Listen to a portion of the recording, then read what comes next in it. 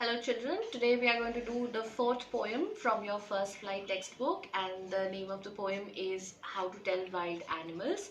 It is written by Caroline Wells and she has beautifully explained it in a very humorous way. She's told us how to keep away from the wild beasts. However, there's definitely a dash of humor or fun in this. So it is a very educative poem. It will tell you about different kind of wild animals which have been illustrated here, again courtesy by Himan Bhaiya, but it will also tell you their characteristics in a subtle way, and she's given you a word of caution. She's also warning you and she's telling you their characteristics and she's telling you how to keep away from them. I want you to quickly grab your textbooks and your pencils as well. There is one new poetic device in this poem as well, which we shall learn soon. So very important poem from the board perspective, and it is like when we learned Dust of Snow and we had Fire and Ice, I told you that it is a boon to you. Why? Because it's just a simple 8-line poem, very easy to do. But this poem again has 6 stanzas. It talks about the characteristics of various 6 animals. So again, it is lengthy, it's elongated, its explanation is going to be difficult. So I want you to please be all ears while you go through it. Okay, be careful and have your pencils handy so that you can keep writing notes as I speak. You must keep writing notes and make notes of whatever I say, right? So let's just quickly start it. This again, like I said, it's a humorous poem. That's what's written here in the beginning. It says that this humorous poem suggests some dangerous ways to identify or tell about wild animals, and you have to read it aloud to a strong and regular rhythm. Very carefully, if you look at the rhyme pattern. Now first, if you look at the first stanza, I'm talking about the first stanza, you see line 1 has chance and line 3 has advance, so that's definitely rhyming. East and beast, line 2nd and 4th are definitely rhyming. There is a little bit of controversy here, so she's not used D-Y-I-N-G, okay, she's not used D-Y-I-N-G, she's just used D-Y-I-N there, missing the G there, and Asiatic lion. So dine and lion, again she's trying to rhyme it in a particular way. So that again gives us a hint that she's used poetic license. Now what is poetic license, I will tell you in some time, but let's just start reading the poem right now. Okay, so if ever you should go by chance to jungles in the east, and if there you advance a large and tawny beast. Please underline the word tawny here. Tawny means something which is in tan color. So the little brown color that you have on the line is being referred to here. If he roars at you as you're dying, you'll know it is the Asiatic lion. So she tells you here, she is, it is revolving around dangerous ways to identify the animals here in the wild which are out there. And she says that if you go to any forest in the east, you're likely to encounter a huge beast, okay, a very big and very ferocious animal. It'll move towards you, so it'll advance towards you, it'll move towards you. And if it roars loudly at you, so what does a lion do? It roars, right? So that particular roar will be sufficient enough to kill you. It would not need to do anything else. The roar itself will be sufficient enough to kill you, and that is how you will be able to identify the Asiatic lion. So again, the characteristic that she's spoken about it, that it'll obviously advance towards you, and as soon as it roars, you will die. Hearing that roar only, you will be so scared that you will die immediately, and that is how you will be able to identify the Asiatic lion. So I hope that's clear here. And then she talks about, or if sometime when roaming round a noble wild beast greets you with black stripes on a yellow ground, just notice if he eats you. This simple rule may help you learn the Bengal tiger to discern. Discern, D-I-S-C-E-R-N, means identify. So again, she's trying to tell you how should you be able to identify your next animal, which is what? Which is the Bengal tiger, which is right here. And she says it's impressive in size, it's majestic, it's a beautiful animal. Tiger is a beautiful animal. And she says that it's got black stripes on a yellow ground. So if you imagine, if you visualize visual imagery here, if you visualize the tiger's body, it has yellow base and then it has got black straps to it. So that's what she's trying to tell you. And then she cautions you that it follows a simple rule, and that simple rule is that it will eat you. I'm sure I've heard about the man-eating tigers of Bengal. So they were in a habit of eating people. They were in a habit of eating men. Okay, so they had got a particular taste in the flesh of men. So the simple rule that Bengal tiger will follow is that it will eat you before you even realize. The next animal that she talks about in stanza 3 is, if strolling forth a beast you view, whose hide with spots is peppered, as soon as he has leapt on you, you'll know it's a leopard. 'Twill do no good to roar with pain, he'll only leap and leap again. Strolling. Now, strolling, I want you to underline here, and strolling means to walk in a relaxed way. So, if you are probably going to a park in the evening, you're going to market in the evening, you walk in a very relaxed way, and that's called strolling. Okay, and then in line number 5 here, you will see twill do no good. Now, that twill is no word, there is no such word in the English dictionary. Twill is an amalgamation of two words, it and will. So rather than having it as twill, okay, why don't you make it as it and will, it will.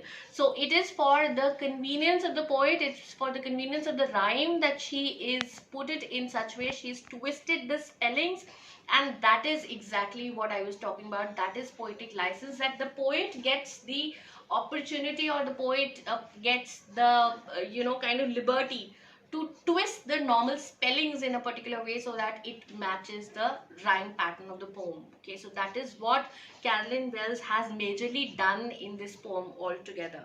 So she, again, if you look at the word peppered, so how does a leopard looks like? A leopard is again light yellow in color, and then it's got black spots on it which looks like black pepper. So that's where she's drawing this imagination from. This black pepper, peppered is coming from there. So she says that the best way that you can identify a leopard is that if you happen to walk into the forest and you will see that beast, okay, you will see that beast and it's got peppered skin, and then it will just tear you apart. It will not give you time to think. And even if you start crying in pain, that is not going to be any kind of benefit to you, because it will again and again pounce upon you, leap upon you, jump upon you, and kill you. So she's told you the modus operandi of how a leopard is going to kill you. It will pounce upon you, it will jump upon you, you will fall flat on the ground, and then even if you're roaring in pain, if you're crying in pain, it's not going to be any benefit to you, because it will definitely kill you by jumping upon you over and over again, and it will tear you apart. Simple as that. So we've done the first 3 stanzas here. We've spoken about the Asiatic lion, we've talked about Bengal tiger, and we have also spoken about the leopard. I hope the poem is clear to you so far. Moving on, we will talk about the bear. Okay, so stanza 4. If when you're walking round you meet a creature there who hugs you very, very hard, be sure it's a bear. If you have any doubts, I guess he'll give you just one more caress. So she again tells you about another animal, and which is bear. So bears, nowadays we associate them as loving animals. Care bears, we've got teddy bears, we've got huge teddy bears which girls like to keep in their bedrooms, and they're hugging, and then it's a teddy day, yay day. So, bears are usually not considered as ferocious animals, but here the poetess again gives you a word of caution, and she is telling you that no, it is not like that. Bears are equally ferocious, and they are very good wrestlers also, and they give you a tight hug. Okay, so that tight hug is not to show love. That A hug is not to caress you, not to cajole you, not to be friendly with you, but they'll crush your bones. It's such a tight hug that your blood circulation will be damaged and then your bones will be crushed, and that's how you will succumb and you will die. So you have to be very, very careful of a bear as well. So there will be no doubt in your mind that it is a bear once it starts hugging you, and you will meet your death eventually. So be careful of a bear under all circumstances is what she tells you. Next, though to distinguish beasts of prey, a novice might nonplus, the crocodile you always may tell from the hyena thus. Hyenas come with merry smiles, but if they beat, they're crocodiles. So she's taken here two animals at the same time. Okay, and what are those animals she's talking about? She's talking about the hyena and she's talking about the crocodile. So she's telling that, you know, in Hindi also we have this kahavat which says magarmach kya aansu bahana. You all are aware of it. So when we talk about that muhavra, we always mean that somebody does not actually is feeling that guilt, but they're just crying to, as a show off, right? It's not real. Those tears are not real.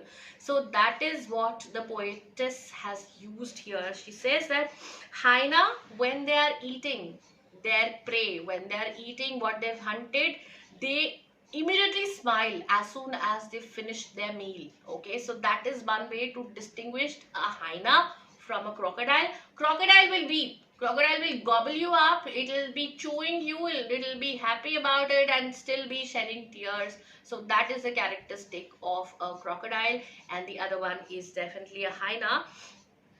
And a novice might nonplus. So novice and nonplus has alliteration there, and I want you to know the meaning of novice. Novice means that somebody new to the job.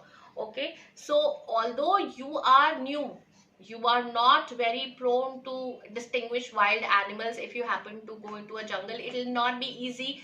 A hyena could look like a fox to you, it could look like a jackal to you. You will not easily remember the name hyena, so you're new at it, so you're novice. Okay, but she's told you two definite characteristics of identifying these animals, separating these animals from one another, is that hyena will be laughing. Okay, that's a paradox. Hyena is laughing, crocodile is shedding tears, right? Complete opposite of each other. Okay, next and the last stanza, she's used our favorite, the chameleon. Okay, it looks like a lizard. It's capable of changing colors. Okay, in Hindi also we have this kahavat, girgit ki tarah rang badalna. Okay, so we know that its adaptation is that it is able to change colors according to the place that it is into, its habitat, right? So let's read through it. The true chameleon is small, a lizard sort of thing. He hasn't any ears at all and not a single wing. If there is nothing on the tree, this chameleon you see. Okay, so she again tells you it's small, it's as small as a lizard, and it's got no ears, it's got no wings, and even if there's nothing on the tree, even if it's autumn season, probably the tree has shed all of its leaves and you will not be able to spot a chameleon, but it's definitely there. It's taken the adaptation, it's turned itself into brown color or the shade of the bark of the tree, and it's still there. So you will find it over the tree, and because we all know that it changes colors as per its surroundings. So I hope this poem is somewhat clear to you. It's written in a funny way. The poetess has been very, very careful of the rhyming pattern, so much so that she has used the poetic license very much. For example, tis the chameleon you see. So instead of this, she's used tis. Okay, so what exactly is a poetic license? I will quickly explain. You see, poets may distort. Distort means they will change the normal spelling or patterns to enhance the total effect of the poem so that it could meet the rhyme pattern, it could suit the way they are writing the poem, and that's called poetic license. You are capable enough to spot the alliteration. You're all experts in finding out alliterations by now, I'm sure, so you will be able to do that. So for example, when we're talking about the bear and she says hugs you very, very hard, so hugs and hard, you've got alliteration there. In the last novice non-plus, again an alliteration there. So we have poetic license there, we have alliteration in the stanza. I want you to write the word meanings in the notebook for sure.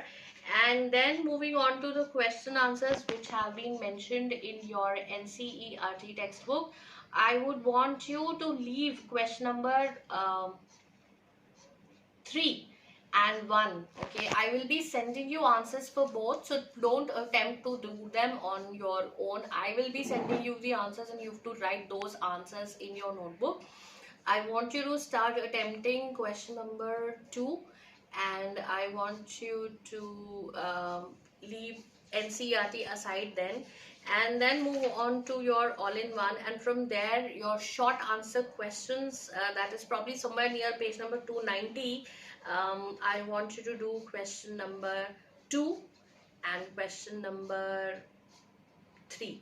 Okay, and then there is only one long answer question which is mentioned at the end of the chapter in your reference book. It says humor is the best medicine for every ailment in life, comment. It's got a beautiful answer there. You can also take instances from this poem and add on to the answer, and then make a very comprehensive answer for yourself, and then complete it in 120 words. So children, I hope this poem was clear to you. If you have any questions, if you have any suggestions, please feel free to reach out to me. Your comments are welcome.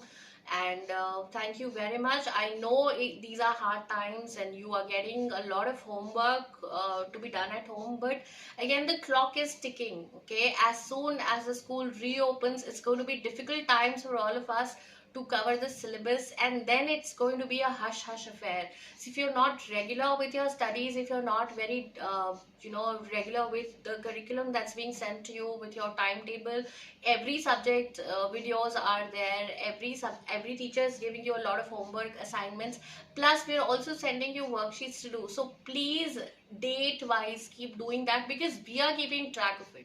So once you come back to school and then you ask for more days to complete your work, that is a complete no. You're sitting at home right now. We do not know for how long this lockdown is going to be. So it is better that you keep completing your work, keep doing your work on a daily basis. That is my advice to you. And you have 24 hours in a day. At your leisure, you do not have to do this work at stretch for 6 hours in a day. What I'm saying is, take a little break and then catch on to one subject, then take a little break, then catch on to one subject. But again, by the end of the day, you've got 24 hours to yourself at home. So please use them wisely. That's my advice to you. Thank you so much for your time. Keep watching.